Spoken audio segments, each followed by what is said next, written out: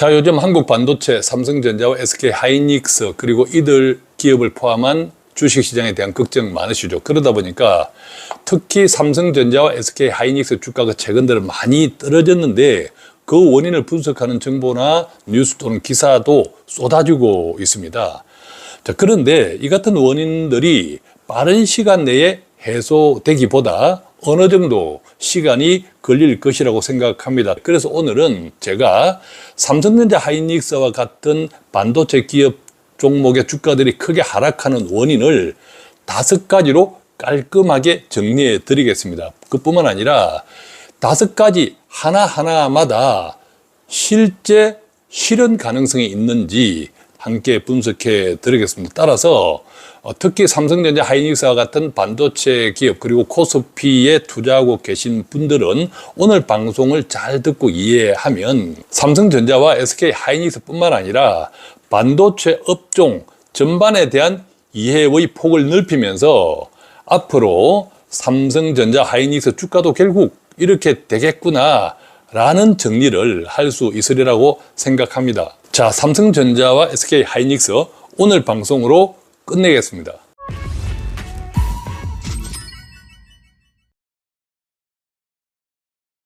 자, 7월 들어서면서요, 메모리 반도체 기업 주가는 계속 떨어지고 있죠. 특히 한국이 제헌절 휴일이었던 지난 7월 17일 밤에는요, 미국 나스닥에 상장되었던 SK하이닉스 ADS가 무려 13.7%나 폭락했습니다. 필라델피아 반도체 지수도 4.3% 떨어졌고요.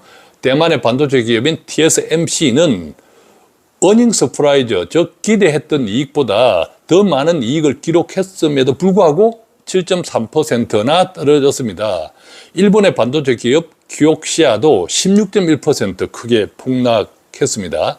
자, 그 가운데 한국은 메모리 반도체 선두 국가여서 하락폭도 유독 컸습니다. 자, 그 때문에 어제 기준, 그러니까 7월 20일 날 기준 한국 반도체와 주식시장도 많이 밀렸습니다. 자, 그런데 6월 18일 날 코스피 종가가 9,000을 돌파했죠. 그리고 어제 7월 20일에는 6,500선까지 밀렸으니까 한 달 사이에 무려 30%나 폭락했습니다. 전형적인 약세장에서 폭락장 진입 초기인데, 자, 그렇다면 앞으로도 더 깊은 폭락으로 이어질까요? 자, 우선 반도체가 주가가 폭락하는 이유를 살펴보고 어떻게 해야 하는지 말씀드리겠습니다. 물론 이것은 제 개인적인 의견이니까 투자에 참고만 하십시오.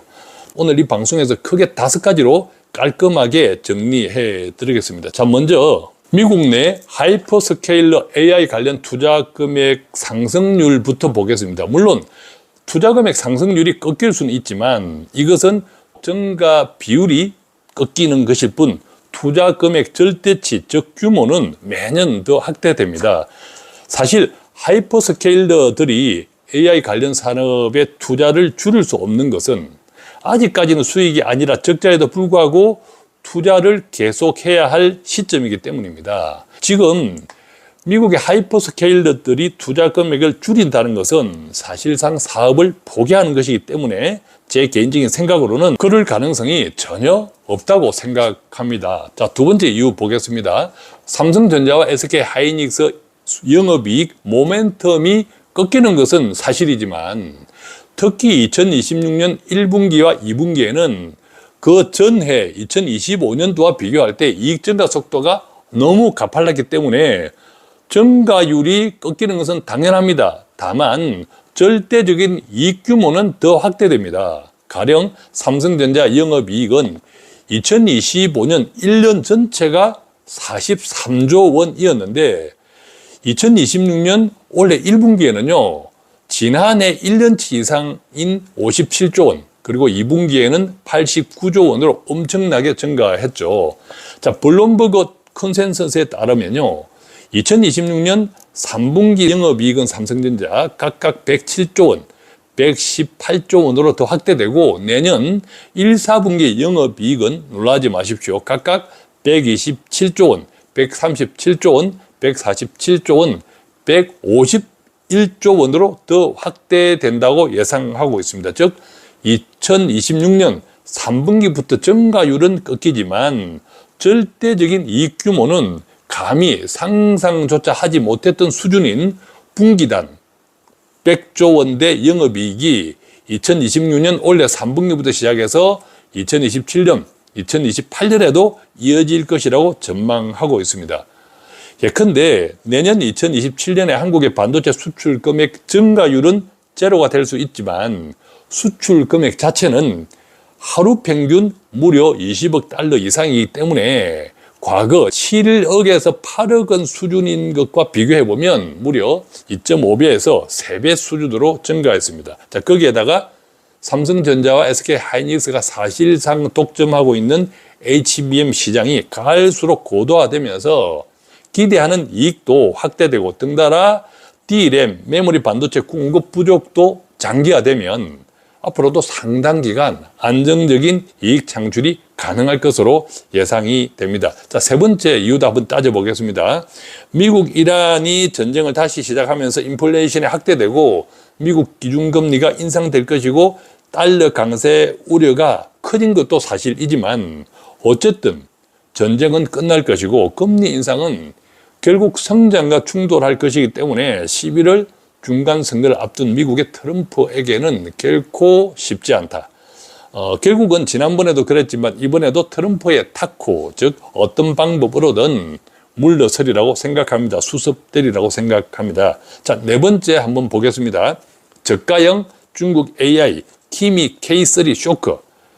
자, 미국에서 만든 AI 모델 유료 사용이 줄어들게 되고 그 때문에 수익성이 악화되면 미국 AI 회사들의 투자가 둔화되고 메모리 반도체 수요도 줄어들 수 있지만 이처럼 기술이 발달하고 비용이 떨어지면 소비가 증가하면서 AI 대중화를 촉진시키는 계기가 될 수도 있죠.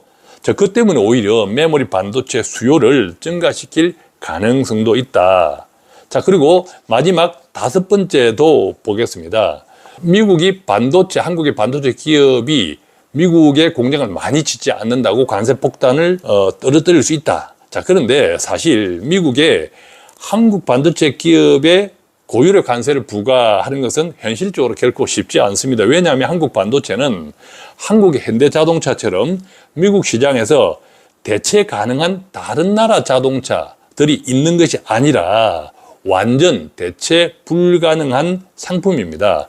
물론 미국 기업 마이크론이 있지만 세계 1등, 2등 하는 한국 반도체를 수입 규제할 수는 없습니다. 그렇다고 중국 반도체를 수입 허가할 것도 아니고 설사 그렇게 하더라도 중국 반도체는 아직 수준이 엄청나게 차이가 나기 때문에 사용할 수도 없습니다. 또한 한국 반도체에 관세를 매기는 순간 그만큼 미국 기업들의 수입 원가가 올라갑니다. 당연히 미국 물가에도 영향을 주겠죠. 따라서 한국 반도체에 고율의 관세를 부과하는 것은 생각보다 훨씬 어렵습니다. 그래서 설령 한국 반도체에 고율의 관세를 부과하더라도 오래가지 못하고 트럼프의 타코, 즉 물러설 수밖에 없다고 생각합니다. 자, 정리해 보겠습니다.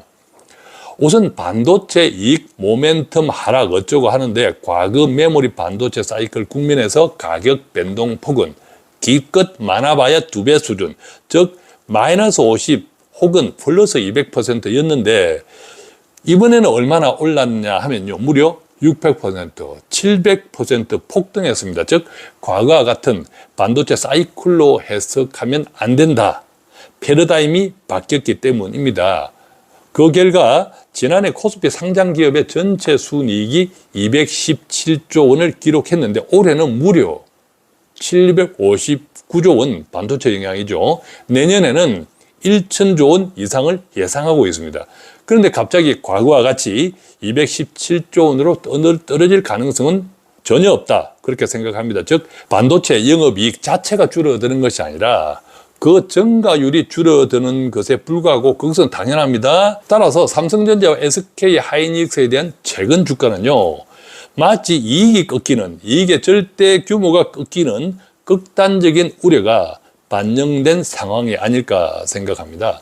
또한 현재 삼성전자와 하이닉스 PER 주가 대 순이익 비율을 보면요, 약 4배 또는 5배 수준인데 이것은 역사상 최저 수준입니다. 반면 대만의 TSMC랑 비교해 보면, 자, 대만의 TSMC의 현재 PER은 약 20배입니다. 자, 그렇다면 삼성전자와 SK하이닉스의 PER 주가 대 순이익 비율이 지금 4배, 5배 수준에서 6배, 7배 이상으로만 올라가도 현재 삼성전자, SK하이닉스 주가는 지금 가격보다 최소 2배 이상 상승 여력이 있다는 이야기입니다. 자, 무엇보다도요, 현재 코스피 12개월 선행 PER이 5.8배인데 이것은 2008년 글로벌 경기 침체 당시에도 없었던 수준입니다. 자, 그렇다면 어떻게 해야 할까요? 이것이 중요하죠. 앞서 말씀드렸듯이 지금까지 SK하이닉스나 삼성전자 주가가 크게 떨어진 원인 5가지를 말씀드렸는데 이것이 당장에 없어지진 않을 것이라고 생각합니다. 어느 정도 시간이 필요합니다. 따라서 단기간 내에, 빠른 시간 내에 지금의 주가가 큰 폭의 상승 전환은 어려울 수 있지만, 그렇다고 해서 반대로 앞으로도 더 크게 떨어지겠다 하는 주가 하락은 제한되지 않을까 생각합니다. 따라서 현재 이들 종목이나 코스피를 보유하고 있다면 매도보다 파는 것보다 버티는 것이 좋지 않을까 생각합니다. 자, 구체적으로 보면요, 삼성전자와 SK하이닉스는 물론 한국 코스피는 좀 더 긴 호흡으로 버티고 지켜봐야 할 필요가 있다. 자, 그런데 버티는 것도 중요하지만, 자, 버티려면 돈의 질이 중요하죠.